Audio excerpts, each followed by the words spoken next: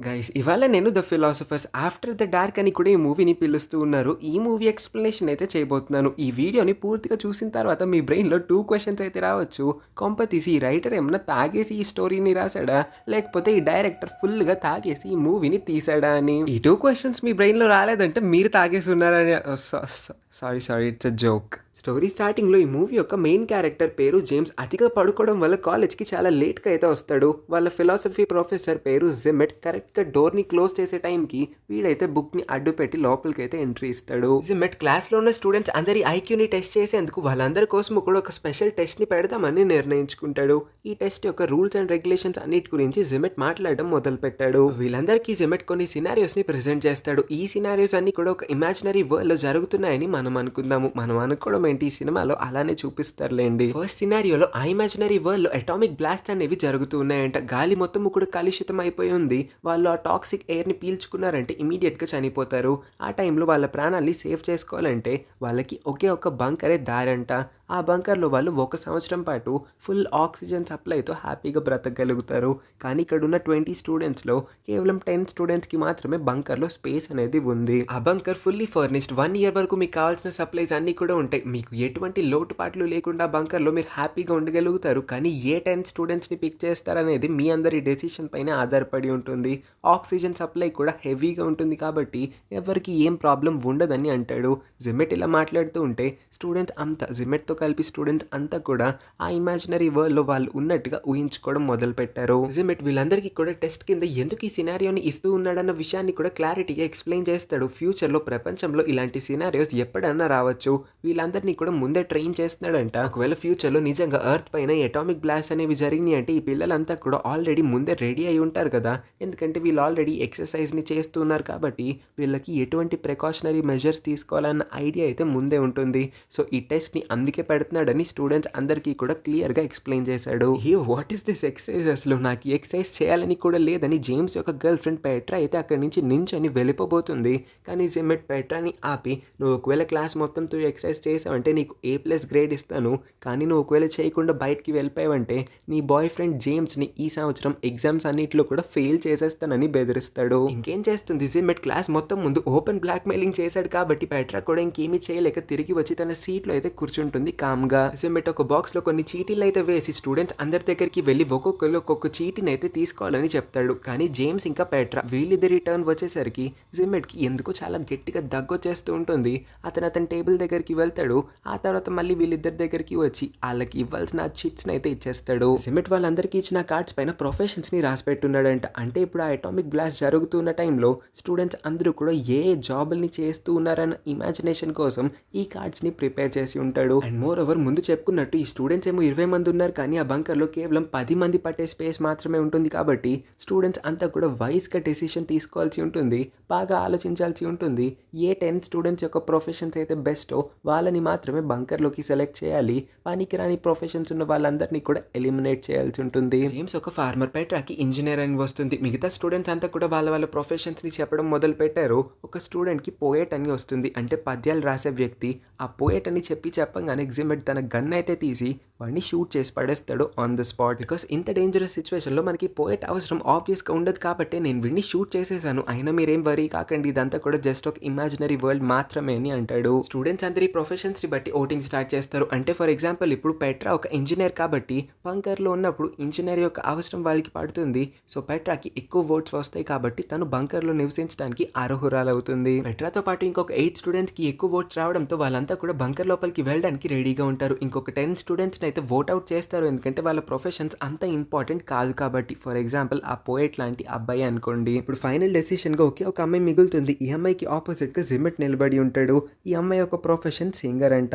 కానీ జిమెట్ యొక్క ప్రొఫెషన్ ఏంటి ఇప్పటి వరకు అతను రివీల్ చేయలేదు. ఎంతమంది అడుగుతున్నా సరే, ఎన్నిసార్లు అడిగినా సరే అతను మాత్రం నోరిప్పి చెప్పట్లేదు అతని ప్రొఫెషన్ ఏంటో. సో సింగర్ వల్ల వాళ్ళకి పెద్దగా ఉపయోగం ఏమి ఉండకపోవచ్చు కాబట్టి జిమెట్ది ఏమన్నా ఇంపార్టెంట్ ప్రొఫెషన్ అయి ఉంటుందని అందరూ కూడా జిమెట్కే ఓట్ ఓట్ చేయడం వల్ల ఆ 9 మెంబర్స్తో ఎప్పుడు జిమెట్ కలుస్తాడు. టోటల్ 10 మెంబర్స్ అయిపోవడంతో బంకర్ లోపలికి ఈ 10 మెంబర్సే వెళ్దామని అనుకొని మిగిలిన వాళ్ళందరినీ కూడా అవుట్ చేసి అటు పక్క నిలబెట్టేస్తారు. ఈ 10 మెంబర్స్ ఆ ప్లేస్ మొత్తాన్ని కూడా ఎక్స్ప్లోర్ చేయడం స్టార్ట్ చేస్తారు. ఎందుకంటే రాబోతున్న సంవత్సరం కాలం వరకు వీళ్ళు ఇదే బంకర్లో నివసించబోతున్నారు కాబట్టి జేమ్స్ ఇంకా పెట్రా వీళ్ళిద్దరూ కూడా ఒక చోట కూర్చొని మాట్లాడుకుంటూ ఉన్న టైంలో చాలా గట్టి సౌండ్ ఏదో వినిపిస్తుంది. ఏంటబ్బా అని అక్కడికి వెళ్ళి చూస్తే జిమెట్ ఓట్అవుట్ చేసిన స్టూడెంట్స్ అందరినీ కూడా షూట్ చేసి పడేస్తాడు. జిమెట్ యొక్క ఈ అన్నెసెసరీ ఆర్గెంట్ బిహేవియర్ని చూసిన తర్వాత పెట్రాకి టెన్షన్ మొదలవుతుంది. పెట్రాకి మాత్రమే కాదు అక్కడ ఉన్న మిగిలిన వాళ్ళందరిలో కూడా భయం పుడుతుంది. అందుకోసమే వీళ్ళంతా చాలా తెలివిగా ముందే ఆ బంకర్ లోపలికి వెళ్ళిపోయి జిమెట్ ఆ బంకర్ లోపలికి రాకముందే మెయిన్ డోర్ని క్లోజ్ చేసేస్తారు. జిమెట్ని బయట వదిలేస్తారు. బంకర్ యొక్క మెయిన్ డోర్ క్లోజ్ అయిపోతుంది. కేవలం 1 ఇయర్ తర్వాత మాత్రమే ఆ మెయిన్ డోర్ ఓపెన్ అవుతుంది. అది కూడా వాళ్ళంతా ఒక కోడ్ని ఎంటర్ చేయాల్సి ఉంటుంది. ఆ కోడ్ని కరెక్ట్గా ఎంటర్ చేస్తే మాత్రమే ఆ బంకర్ యొక్క మెయిన్ డోర్ ఓపెన్ అవుతుంది. బయట చూస్తే పాయిజనస్ న్యూక్లియర్ రేడియేషన్స్ అన్నీ కూడా జిమెట్ యొక్క బాడీని చాలా దారుణంగా ఎఫెక్ట్ చేస్తాయి. 4 రోజుల్లో అతను శ్వాసని వదిలేస్తాడు, చనిపోతాడు. జిమెట్ చనిపోయే ముందు పెట్రాకి ఒక చిన్న పేపర్ ముక్కనైతే చూపిస్తాడు. ఆ పేపర్లో కోడ్ అతనికి తప్ప ఇంకెవ్వరికి కూడా తెలియదని రాసి పెట్టి ఉంటాడు. పెట్రా ప్రతిరోజు కూడా అక్కడికి వచ్చి చనిపోయిన అతని బాడీ ఎలా డికంపోజ్ అవుతూ ఉందో చూస్తూ ఉంటుంది. స్టూడెంట్స్ అందరిలో కూడా అనుమానం స్టార్ట్ అవుతుంది. నిజంగానే జిమెట్కి మాత్రమే ఆ కోడ్ తెలిసింటుంది అనుకుంటా. మనెవరికి కూడా ఆ కోడ్ తెలియదు కదా. ఇప్పుడు మనం ఈ బంకర్ నుంచి బయటకు ఎలా వెళ్తామని వీళ్ళ ఈ కన్ఫ్యూజన్స్ ఇంకా డౌట్స్ అన్నిటికీ కూడా క్లారిటీ రావాలంటే వీళ్ళు 1 ఇయర్ వరకు వెయిట్ చేయాల్సి ఉంటుంది. సంవత్సర కాలం బంకర్లో వీళ్ళు బాగానే టైంపాస్ చేస్తారు. 10 మంది ఉంటారు కాబట్టి ఏ రోజు వీళ్ళకి బోర్ ఎక్కట్లేదు. కానీ ఆఫ్టర్ 1 ఇయర్ వాళ్ళు నిజంగానే ఆ బంకర్ నుంచి బయటికి వెళ్ళాలంటే ఆ మెయిన్ డోర్ ఓపెన్ కావాలంటే కోడ్ ఎంటర్ చేయాల్సి ఉంటుంది. జిమెట్ చెప్పినట్టే వీళ్ళెవ్వరిలో ఎవరికి కూడా కోడ్ తెలియదు. అతనికి మాత్రమే కోడ్ తెలుసు. సో కోడ్ ఎంటర్ చేయలేకపోవడం వల్ల ఎవరు కూడా ఆ మెయిన్ డోర్ని ఓపెన్ చేయలేకపోతున్నారు. బయటికి కూడా వెళ్ళలేకపోయారు. బంకర్లో కేవలం 1 ఇయర్కి సరిపడే ఫుడ్ ఇంకా ఆక్సిజన్ సప్లై మాత్రమే ఉండడం వల్ల ఆఫ్టర్ 1 ఇయర్ దాటిపోయిన తర్వాత వీళ్ళెవరూ కూడా ఆ బంకర్లో సరిగ్గా ఉండలేకపోతారు. శ్వాస కూడా అందట్లేదు.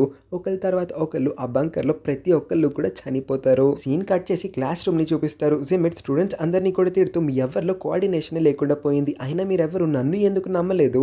నన్ను నమ్మితే మీ లైఫ్ బాగుపడి ఉండేది అని అంటాడు. అప్పుడే చిప్స్ అనే ఒక అబ్బాయి అసలు మీకు ఎగ్జిట్ కోడ్ ఎలా తెలుసు? మేము మిమ్మల్ని ఎందుకు నమ్మాలి అని అడిగినప్పుడు అతని పాకెట్లో నుంచి అతని కార్డ్ని ఓపెన్ చేసి అందరికీ చూపిస్తాడు. దానిలో ఉంటుంది బంకర్ బిల్డర్ అని. ఫస్ట్ సినారియోలో బంకర్ని నిర్మించింది జిమెట్ అయి ఉంటాడు. అన్నిటికన్నా ఇంపార్టెంట్ ప్రొఫెషన్ ఇదే కాబట్టి అందరికన్నా ఇంపార్టెంట్ పర్సన్ జిమెట్ అయి ఉంటాడు. అలాంటిది వీళ్ళంతా కూడా జిమెట్ని బయటికి గెంటేయడం వల్ల వీళ్ళందరూ కూడా దారుణంగా చనిపోయి ఉంటారు. జిమెట్ రౌండ్ 2 ఆర్ సినారియో నెంబర్ 2ని స్టూడెంట్స్ అందరికీ కూడా ఎక్స్ప్లెయిన్ చేస్తున్నాడు. ఈ ప్రపంచంలో ఎక్కడ చూసినా సరే వాల్కెనోస్ చాలా దారుణంగా ఎరప్ట్ అవుతూ ఉన్నాయి. దానివల్ల జనాభా మొత్తం కూడా వానిష్ అయిపోయిందంట.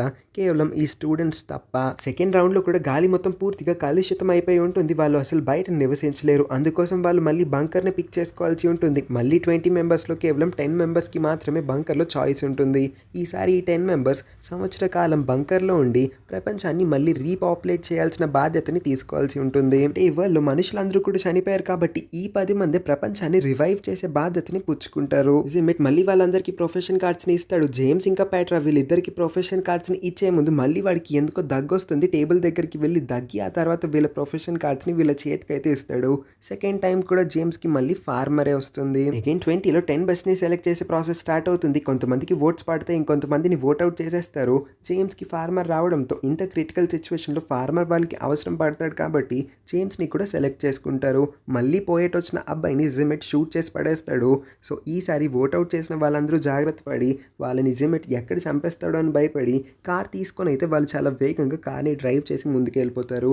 కానీ అన్ఫార్చునేట్లీ ఒక వాల్కెనో వాళ్ళ మీద ఎరప్ట్ అవడం వల్ల ఆ ప్లేస్లో చాలా పెద్ద ఎక్స్ప్లోషన్ జరిగి వాళ్ళ కార్ మొత్తం కూడా బ్లాస్ట్ అయ్యి వాళ్ళందరూ అక్కడికక్కడే చనిపోతారు. వాల్కెనో ఎరప్షన్స్ ఎక్కువ అవుతున్నాయి కాబట్టి సెలెక్ట్ అయిన స్టూడెంట్స్ అంతా కూడా భయపడి ఇంకా బంకర్ లోపలికి వచ్చేస్తారు. బంకర్ యొక్క మెయిన్ డోర్ కూడా క్లోజ్ అయిపోతుంది. ఈసారి వీళ్ళందరితో జిమెట్ కూడా బంకర్ లోపలికి ఎంటర్ అవుతాడు. బంకర్ లోపలికి వచ్చారు. ఇంకా వీళ్ళ మెయిన్ టార్గెట్ ప్రపంచాన్ని రీపాపులేట్ చేయాలి కాబట్టి ఒక్కొక్కరు వాళ్ళ పార్ట్నర్స్ని సెలెక్ట్ చేసుకుంటారు. కొన్ని వారాలు అయిన తర్వాత కూడా అమ్మాయిలు ఎవరు ప్రెగ్నెంట్ అవ్వకపోవడంతో జిమెట్ వీళ్ళందరికీ ఇంకొక ఐడియాని ఇస్తాడు.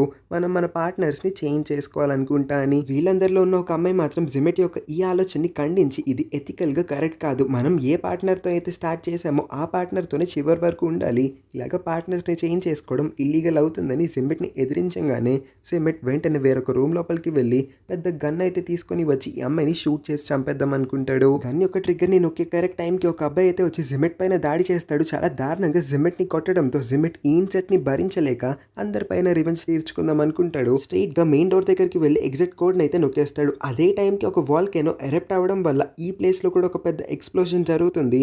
దానివల్ల జిమెట్ తో స్టూడెంట్స్ అంతా కూడా ఒకేసారి చనిపోతారు. క్లాస్ రూమ్ లో జేమ్స్ జిమెట్ ని క్వశ్చన్ చేస్తాడు. మీరు ఎందుకు ఎప్పుడు నాకు ఇంకా ప్యాట్రాకి కార్డ్స్ ఇచ్చే టైంలో టేబుల్ దగ్గరికి వెళ్ళి గట్టిగా దగ్గుతూ ఉన్నారు, రీజన్ ఏంటి అని అడిగినప్పుడు దానికి రీజన్ చెప్పడానికి ఏముంది, అసలు అది క్వశ్చన్ అయినా, నాకు దగ్గొచ్చింది కాబట్టి నేను దగ్గుతున్నానని కవర్ చేస్తాడు. కానీ జేమ్స్ చాలా క్లెవర్ గా బయటికి వెళ్ళిపోతున్నట్టు యాక్ట్ చేసి అతని యొక్క ఆ డబ్బాని అయితే తీసుకొని ఒక పక్కకు వెళ్ళిపోతాడు. ఆ డబ్బా లోపల చేపెట్టి చూస్తే డబ్బాలో కంపార్ట్మెంట్స్ అయితే ఉంటాయి. ఆ కంపార్ట్మెంట్స్ ని వాడుకొని జేమ్స్ ఏ కార్డ్ నైనా రీప్లేస్ చేయగలుగుతాడు. అతను ఎవరికి ఏం కార్డ్ ఇవ్వాలనుకున్నా సరే ఈజీగా మ్యానిపులేట్ చేయగలుగుతాడు. జిమెట్ కరెక్ట్ గా జేమ్స్ ఇంకా ప్యాట్రాకి కార్డ్స్ ని డిస్ట్రిబ్యూట్ చేసి అదే టైంలో దగ్గినట్టు నటించి టేబుల్ దగ్గరికి వెళ్ళి కంపార్ట్మెంట్స్ ని మార్చేసి అతని కార్డ్ ని రీప్లేస్ చేసి జేమ్స్ కి ఎప్పుడు ఫార్మర్ వచ్చేలానే చేస్తున్నాడు. సో 2 రౌండ్స్ లో జిమెట్ చీటింగ్ చేశాడు కాబట్టి జేమ్స్ థర్డ్ రౌండ్ ని రిక్వెస్ట్ చేస్తాడు. ఇంకా ఈ థర్డ్ రౌండ్ లో జిమెట్ కి లీడ్ అయితే లభించకూడదు. థర్డ్ రౌండ్ లో స్టూడెంట్స్ అందరినీ కూడా ప్యాట్రా లీడ్ చేయాలని జేమ్స్ అందరినీ కూడా రిక్వెస్ట్ చేయడంతో అందరూ ప్యాట్రాని లీడర్ గా అపాయింట్ చేస్తారు. థర్డ్ రౌండ్ లో వీళ్ళంతా కూడా ఒక ఐలాండ్ మీదకి వచ్చేస్తారు. ఈ ఐలాండ్ మీద కూడా అటామిక్ బాంబ్స్ అనేవి పడుతూ ఉన్నాయి కాబట్టి వీళ్ళు ఇమీడియట్ గా బంకర్ లోపలికి వెళ్లాల్సి ఉంటుంది.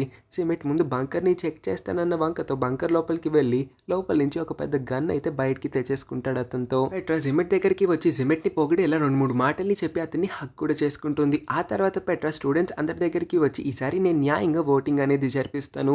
ముందు 2 రౌండ్స్ లో ఎవరినైతే ఎక్కువ ఓట్ అవుట్ చేశారో వాళ్ళని నేను డైరెక్ట్ గా ఓటింగ్ చేయబోతున్నాను. వాళ్ళు ఈజీగా సెలెక్ట్ అయిపోయారు. మిగిలిన వాళ్ళందరినీ కూడా మనం న్యాయంగా సెలెక్ట్ చేద్దామని జిమెట్ ముందు నుంచి ఎవరినైతే ఎక్కువ రిజెక్ట్ చేశాడో వాళ్ళందరినీ కూడా ఈసారి బంకర్ లోపలికి ఎలో చేస్తుంది. పెట్రా యొక్క సెలెక్షన్స్ అన్నిటిని చూస్తున్న జిమెట్ నీ పిక్స్ అన్ని కూడా చాలా వరస్ట్ గా ఉన్నాయి. ఇంత వరస్ట్ గా సెలెక్ట్ చేస్తామని నేను అసలు అనుకోలేదు. నీ సెలెక్షన్ కి నేను A+ కాదు కదా C గ్రేడ్ ఇచ్చినా సరే నా మొహాన్ని నేను చెప్పుతో కొట్టుకోవాలన్నట్టుగా మాట్లాడతాడు. లాస్ట్ కి పెట్రా జేమ్స్ ని కానీ జిమెట్ ని కానీ వీళ్ళిద్దరిలో ఒకరిని సెలెక్ట్ చేయాల్సి ఉంటుంది. ఆబ్వియస్ గా పెట్రా తన బాయ్ ఫ్రెండ్ కాబట్టి జేమ్స్ ని సెలెక్ట్ చేస్తుంది. ఇంకా జిమెట్ కి ఒళ్ళు మండి అతని గన్ అయితే తీసి వీళ్ళందరినీ షూట్ చేసి పడేద్దాం అనుకుంటాడు. కానీ బ్యాగ్ లో చూస్తే గన్ అయితే ఉండదు. అప్పుడే మనకి చూపిస్తారు ఇందక్కడ పెట్రా ఏమి పని పాట లేక అతని దగ్గరికి వెళ్ళి అతన్ని పొగిడి హక్ చేసుకోలేదు. అతని దగ్గర నుంచి గన్ని దొబ్బేయడానికి ఈ పని చేసి ఉంటుంది. పెట్రా ఇప్పుడు గన్ని అతనికి తిరిగి కూడా ఇచ్చేస్తుంది. జిమెట్ జేమ్స్ ని షూట్ చేసేయడానికి గన్ని ఏం చేస్తాడు కానీ పెట్రా అప్పుడే గుర్తు చేస్తుంది ఆ గన్ లో నుంచి నేను బుల్లెట్స్ ని కూడా తీసేశానని. నేను నీ కోసం ఒక చిన్న టెస్ట్ ని పెట్టాను. ఇప్పుడు ఆ టెస్ట్ లో కూడా నువ్వు ఫెయిల్ అయ్యావు.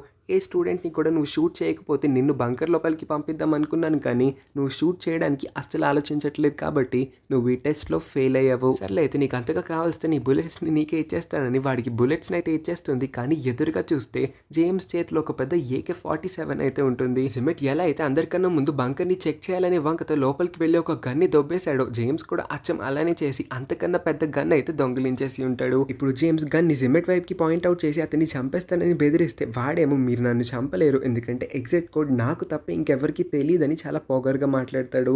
అప్పుడే అక్కడ ఉన్న ఒక అమ్మాయి అయితే ఆ ఎగ్జిట్ కోడ్ని అందరికీ కూడా చెప్పేస్తుంది. బికాస్ రౌండ్ 2లో వాడు ఆ కోడ్ని ఎంటర్ చేస్తూ ఉన్నప్పుడు ఈ అమ్మాయి వెనక్కి నుంచి చూసేసి ఉంటుంది. ఇంకా పరిస్థితి చేయి జారిపోయింది. సిచ్యువేషన్ అస్సలు జిమెట్కి అనుకూలంగా లేదు కాబట్టి స్టూడెంట్సే గెలిచారనుకొని అతనైతే మూసుకొని ఆ ప్లేస్ నుంచి ఇంకెక్కడికో బయలుదేరి వెళ్ళిపోతాడు. పెట్రా ముందు 2 రౌండ్స్ నుంచి బంకర్ లోపలే నివసిస్తుంది కాబట్టి ఈ రౌండ్లో డిస్క్వాలిఫై స్టూడెంట్స్ అందరితో కూడా బోట్లో ఎక్కి వేరొక ఐలాండ్కి వెళ్ళిపోదామని అనుకుంటుంది. కానీ లోపల ఉన్న చిప్స్ అయితే బోట్కి నా దగ్గరే ఉంది, ఇది వచ్చి తీసుకొని అమ్ని ముందుకి రప్పిస్తాడు. వచ్చి రాగానే తన్ని బంకర్ లోపలికి తోసేసి చిప్స్ బయటికి వెళ్ళిపోతాడు. చిప్స్ తో పాటు డిస్క్వాలిఫై అయిన మిగిలిన స్టూడెంట్స్ అందరూ కూడా బోట్ మీదకి ఎక్కి వేరొక ఐలాండ్ కి వాళ్ళ జర్నీని స్టార్ట్ చేసి వెళ్ళిపోతారు. ఇంకొక పక్క బంకర్ లో చూస్తే వీళ్ళందరూ కూడా కపుల్స్ గా ఫామ్ అయిపోయి చాలా హ్యాపీగా ఒక సంవత్సరాన్ని అయితే గడిపేస్తారు. After 1 year bunker main door ని వాళ్ళకి తెలిసిన కోడ్ తో ఓపెన్ చేసి బయటికి వచ్చి చూస్తే ఒక్క అటామిక్ బ్లాస్ట్ కూడా జరిగి ఉండదు. అదేంటి సర్ప్రైజింగ్లీ ఈసారి ఏమీ జరగలేదని వాళ్ళందరూ కూడా షాక్ అయిపోయి ఉంటారు. క్లాస్ రూమ్ లో జిమెట్ వాళ్ళందరితో మాట్లాడుతూ ఇప్పటి వరకు ఒక్క అటామిక్ బ్లాస్ట్ కూడా జరగలేదంటే మీరందరూ సేఫ్ అయిపోయినట్టు కాదు. మీ సెలెక్షన్ ఎంత వరస్ట్ గా ఉందంటే మీరు కార్పెంటర్ ని చూస్ చేసుకోలేదు. అంత క్లిష్టమైన పరిస్థితుల్లో మీ అందరికీ కూడా సేఫ్ హోమ్స్ ని బిల్డ్ చేసేది కార్పెంటరే. ఈసారి ప్రొఫెషన్ కార్డ్స్ ని నేను మ్యానిపులేట్ చేయలేదు కాబట్టి ఫార్మర్ అనే ప్రొఫెషన్ జేమ్స్ కి రాలేదు. జేమ్స్ ఒక ఫ్లోరిస్ట్ అంటే పువ్వుల్ని అమ్ముకునే ఒక వ్యక్తి కాబట్టి మీరు ఫార్మర్ ని కూడా సెలెక్ట్ చేయలేదు. ఎవరైతే మీకోసం పంటని పండిస్తాడో. అంతకుమించి మీ అందరిలో ఎవరికైనా ఒంట్లో బాగోకపోతే మీకు ట్రీట్మెంట్ చేసే డాక్టర్ని కూడా సెలెక్ట్ చేయలేదు. సో ఇంపార్టెంట్ రోల్స్ అన్నిటినీ కూడా మీరు రిజెక్ట్ చేసి ఉన్నారు కాబట్టి ఇంకొన్ని రోజుల్లోనే మీరందరూ కూడా చనిపోబోతున్నారు. బికాస్ మీకు కావాల్సిన ప్రొఫెషన్ పర్సన్స్ మీ దగ్గర లేరు. పెట్రా తన ఫ్రెండ్స్ అందరితో మాట్లాడుతూ ఈసారి తన మనసు ఏం చెప్తే అదే చేసిందని, ప్రొఫెషన్కి ఇంపార్టెన్స్ ఇచ్చినా సరే ఫస్ట్ 2 రౌండ్స్లో వాళ్ళందరూ కూడా చనిపోయారు. కానీ థర్డ్ రౌండ్లో వాళ్ళు బంకర్లో చాలా హ్యాపీగా ఉన్నారు. 1 సంవత్సరం పాటు వాళ్ళ లైఫ్ని వాళ్ళు చాలా హ్యాపీగా లీడ్ చేశారు. ఇంకిప్పుడు చనిపోయినా సరే వాళ్ళకి ఎటువంటి ప్రాబ్లం లేదన్నట్టుగా అందరూ కూడా ఒక డెసిషన్కి వచ్చి ఉంటారు. ఇలా వీళ్ళు మాట్లాడుకుంటూ ఉన్నప్పుడు అదే ప్లేస్కి ఒక అటామిక్ బాంబ్ అయితే వచ్చి పడుతుంది. అదే టైంకి జిమెట్, చాలా దారుణమైన పరిస్థితుల్లో ఉన్న జిమెట్ అయితే గన్ తీసుకొని వస్తాడు అక్కడికి. ఒకే అటామిక్ బ్లాస్ట్ కూడా అవ్వలేదు కాబట్టి జిమెట్ కూడా ఇంకా ప్రాణాలతోనే ఉంటాడు. ఈ 1 సంవత్సరం నేను నరకాన్ని అనుభవించాను. ఒక అండర్ గ్రౌండ్ కేవ్లో బ్రతికాను. అక్కడ నేను ఏం తిన్నాను, ఏం తాగానో కూడా నాకు తెలియదు. నా దారుణమైన పరిస్థితి మీ ఎవరికన్నా వస్తే అప్పుడు మీకు కూడా బుద్ధి వస్తుంది. అయినా చెప్పడం మర్చిపోయాను, ఈ గన్లో ఇంకా ఒక బుల్లెట్ దాగి ఉంది. ఆ బుల్లెట్ని నేను నా దగ్గరే దాచుకున్నాను. ఈ బుల్లెట్ నీకోసమే జేమ్స్ అని జేమ్స్ని చంపేయడానికి గన్ అయితే పాయింట్అవుట్ చేసి జేమ్స్ వైపు ఎయిమ్ చేస్తాడు. కానీ ఒకరి తర్వాత ఒకరు ప్రతి ఒక్క స్టూడెంట్ కూడా జేమ్స్కి ఎదురుగా రావడంతో జిమెట్ ఎవరిని కూడా షూట్ చేయలేకపోతాడు. ఇంకా వాళ్ళందరూ అలాగా మౌనంగా నుంచున్న ఏం ప్రయోజనం లేదనుకున్న జేమ్స్ ఆ అటామిక్ బాంబ్కి ఉన్న బటన్ అయితే నొక్కి ఆ ప్లేస్లో ఒక అటామిక్ బ్లాస్ట్ జరిగేలా చేస్తాడు. ఈ రౌండ్లో కూడా వాళ్ళంతా చనిపోతారు. క్లాస్ రూమ్లో అందరూ చిప్స్ని అడుగుతారు, నువ్వు 1 సంవత్సరం పాటు వేరొక ఐలాండ్లో ఏం చేసావని. అప్పుడే చిప్స్ రివీల్ చేస్తాడు, మనమున్నది ఒక ఇమాజినరీ వరల్డ్ కాబట్టి మన ఇమాజినేషన్ అక్కడ వర్క్ అవుతుంది. అందుకే బోట్లో వెళ్తున్నప్పుడే నేను ఊహించాను నాతో ఉన్న అబ్బాయిలందరూ కూడా చనిపోవాలని. దానివల్ల వాళ్ళు అక్కడికక్కడే నీళ్ళలోకి దూకి చనిపోయారు. సో నాతో 1 కాదు 2 కాదు టోటల్గా 6 అమ్మాయిలు అయితే మిగిలారు. నేను వేరే ఐలాండ్కి 6 అమ్మాయిల్ని తీసుకొని వెళ్ళి అక్కడే ఫుల్గా ఈ 1 ఇయర్ కూడా ఎంజాయ్ చేశానని కామెడీగా క్లాస్ మొత్తానికి చెప్పడంతో వాళ్ళందరూ థర్డ్ రౌండ్లో అందరికన్నా ఎక్కువ పాయింట్స్ చిప్స్కే రావాలనుకుంటా చిప్స్ చాలా తెలివైనోడని ఫుల్గా చిప్స్ని వేసుకుంటారు. ఇంకా వాళ్ళ ఇవాల్టి కాలేజ్ టైం అయిపోతుంది. స్టూడెంట్స్ అందరూ కూడా వాళ్ళ అబ్జర్వేషన్స్ ఇంకా టెస్ట్ రికార్డ్స్ అన్నిటిని కూడా డెస్క్ పైన పెట్టి వాళ్ళ ఇంటికి బయలుదేరి వెళ్ళిపోతారు. అందరికన్నా లాస్ట్లో పెట్రా అయితే తన బుక్ని సబ్మిట్ చేస్తుంది. కానీ డోర్ని క్లోజ్ చేసి లోపలే ఉంటుంది జిమెట్తో మాట్లాడడానికి. జిమెట్తో మాట్లాడుతూ నాకు ఆల్రెడీ ముందు నుంచే తెలుసు నువ్వు జేమ్స్కి ఎందుకు కావాలనే తప్పు ప్రొఫెషన్లు మళ్ళీ ఇస్తూ ఉన్నావు అని. దానికి జిమెట్ జేమ్స్ నీకు పర్ఫెక్ట్ మ్యాచ్ అస్సలు కాదని అంటాడు. యాక్చువల్గా విషయం ఏంటంటే జిమెట్ తన స్టూడెంట్ని ఇష్టపడుతున్నాడంట. అంటే ఈ ప్యాట్రాని ముందు నుంచి ప్రేమిస్తున్నాడంట. కానీ ప్యాట్రా మనసు మొత్తం కూడా జేమ్స్ పైనే ఉంటుంది కాబట్టి టీచర్ జేమ్స్ని చూసి ఎప్పుడు జెలస్ ఫీల్ అవుతాడు. సో దట్ వాళ్ళిద్దరిని విడగొట్టడానికి కావాలని కార్డ్స్ని మ్యానిపులేట్ చేసి ఒకరికి ఇంపార్టెంట్ ప్రొఫెషన్ కార్డ్ ఇంకొకరికి అన్ఇంపార్టెంట్ ప్రొఫెషన్ కార్డ్ని ఇచ్చి ఉంటాడు. సో దట్ ఒకళ్ళు బంకర్లో ఉంటే ఇంకొకరు బంకర్ బయట ఉంటారు. పెట్రాకి కూడా ఇంకా ఈ పాయింట్లో జేమ్స్ యొక్క మోటివ్ అర్థం అవడంతో ఆమె క్లారిటీ ఇచ్చేస్తుంది. నాకు మీరంటే అసలు ఇష్టం లేదు, నేను జేమ్స్ని మనస్ఫూర్తిగా ఇష్టపడుతున్నాను, మేమిద్దరము కూడా ఎప్పటి నుంచో ఒక రిలేషన్షిప్లో ఉన్నాం కాబట్టి నేను జేమ్స్ని అసలు చీట్ చేయాలని కూడా అనుకోవట్లేదు, సారీ సార్ అని చెప్పి అయితే పెట్రా అక్కడి నుంచి వెళ్ళిపోతుంది. పెట్రా అతన్ని రిజెక్ట్ చేసిన తర్వాత మళ్ళీ ఫిలాసఫీ ప్రొఫెసర్ గారు అయితే క్లాస్ రూమ్ లోపలికి వచ్చి డిఫరెంట్ సినారియోస్ని ఇమాజిన్ చేయడం మొదలు పెట్టాడు. ఒక దానిలో అతనికి పెట్రా కనిపిస్తే ఇంకొక దానిలో అయితే ఏకంగా అతను షూట్ చేసుకుని చనిపోతాడు. ఇక్కడతో ది ఎండ్ కార్డ్ అయితే పడుతుంది. ఓకే, ఇంతటితో అద్భుతమైన మూవీ అయితే ఎండ్ అవుతుంది. యాక్చువల్గా ఈ మూవీని ఒక ఎక్స్పెరిమెంటల్ సబ్జెక్ట్కి అయితే థియేటర్స్లో రిలీజ్ చేశారు. కానీ జనాలు ఒక్కరికి కూడా సరిగ్గా నచ్చి ఉండదు. అంత వరస్ట్గా ఉన్నట్టయితే నాకు అనిపించింది. Because there is no logic, ఏం జరుగుతుందో క్లారిటీ కూడా లేదు. ఏదో ఒక ర్యాండమ్ గేమ్ని అడాప్ట్ చేసి ఈ మూవీని తీసినట్టయితే నాకు అనిపించింది. కానీ ఇప్పటి వరకు నేను అసలు టచ్ చేయని ఒక వెరైటీ కాన్సెప్ట్ లాగా అనిపించింది. కాబట్టి మీ అందరికీ కూడా ఈ మూవీ యొక్క ఫ్లేవర్ని అలాగ తగిలించి వదిలేద్దాం అనుకున్నాను. ఈ మూవీని ఇక్కడి వరకు ఈ వీడియోని చూసినందుకు చాలా థ్యాంక్స్. బట్ మీ అందరికీ కూడా నచ్చిందో లేదో నాకు తెలియదు. ఆబ్వియస్గా నచ్చదనే నేను అనుకుంటున్నాను. కానీ ఒక 20 minutes ఎంజాయ్మెంట్ని అయితే ఇచ్చానని నేను ఎక్స్పెక్ట్ చేస్తున్నా. ఓకే, ఓవరాల్గా ఈ వీడియోని ఇక్కడి వరకు చూశారు కాబట్టి కాసేపు ఫోన్ని పక్కన పడేసి బుర్రను అయితే రిలాక్స్ అయ్యేలా చేసుకోండి. కాస్త రెస్ట్ని తీసుకోండి. వెళ్ళే ముందు ఈ వీడియోకి లైక్ చేసి మన ఛానల్ని కూడా సబ్స్క్రైబ్ చేసుకోండి. పక్కనే ఉన్న నోటిఫికేషన్ బెల్ని కూడా ఆన్లో ఉంచుకోండి. అప్పుడే నేను పెట్టే ప్రతి వీడియోని మీరు మిస్ అవ్వకుండా వెంటనే చూడగలుగుతారు. సబ్స్క్రైబ్ చేసుకోవడం చాలా ఇంపార్టెంట్. సబ్స్క్రైబ్ చేసుకోవడం అసలు మర్చిపోద్దు. సబ్స్క్రైబ్ చేసుకొని మన ఛానల్కి ఇంకా నాకు మంచి సపోర్ట్ని అందించడానికి ట్రై చేయండి. ఇంకా ఇంట్రెస్ట్ ఉంటే మన ఛానల్లో ఉన్న మిగతా వీడియోస్ని కూడా చెక్ చేసి చూడండి. Thank you for watching.